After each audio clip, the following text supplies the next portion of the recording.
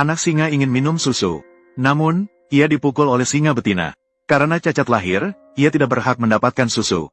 Setiap kali ia mendekat, singa betina akan menggeram dan memberikan peringatan. Ia sudah beberapa hari tidak minum susu.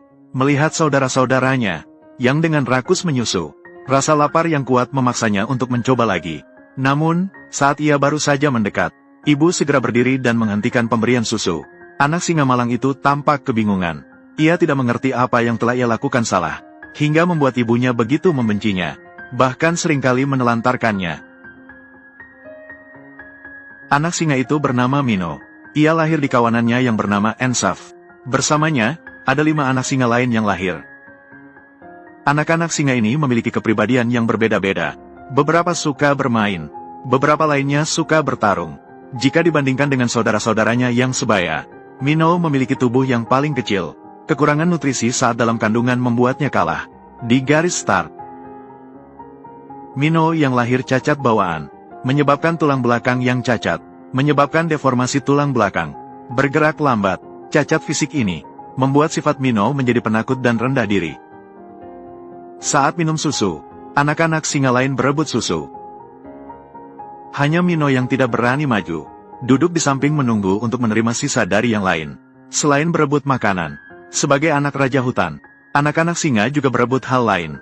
Mengejar dan bertarung adalah permainan favorit anak-anak singa.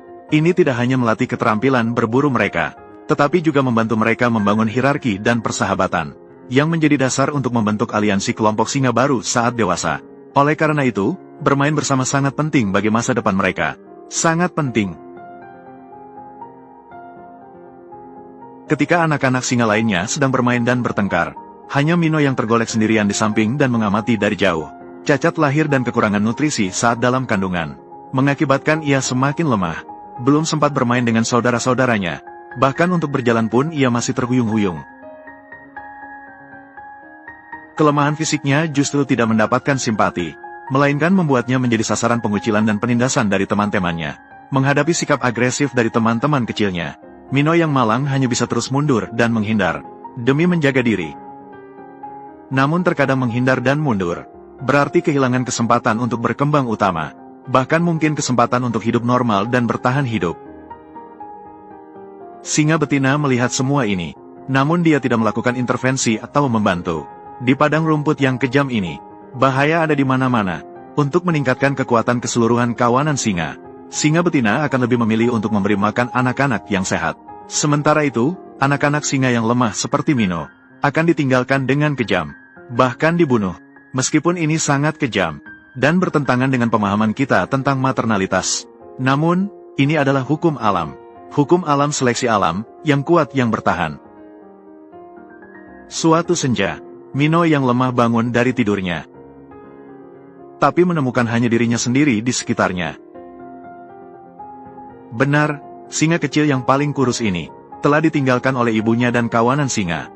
Namun, ia yang masih muda dan naif, belum menyadari kenyataan yang kejam ini, masih duduk diam di tempatnya, penuh harapan menunggu kembalinya keluarganya.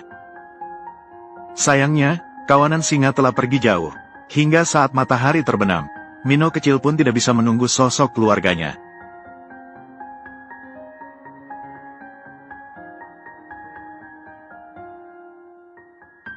Di usia yang masih belum disapi ini, terasing jelas sama dengan dijatuhi hukuman mati. Ia yang sendirian dan kehilangan arah. Tak lama kemudian, ia menjadi sasaran 2 ekor hina. Tatapan rakus mereka membuat Mino menyadari bahwa padang rumput ini tidak lagi aman. Naluri untuk bertahan hidup menggerakkan ia untuk melarikan diri dari tempat berbahaya ini. Malam menjelang, padang rumput ditelan oleh gelap yang tak berujung. Tampak semakin menyeramkan. Monyet betina melindungi anaknya di atas pohon. Namun Mino tetap sendirian dan terasing.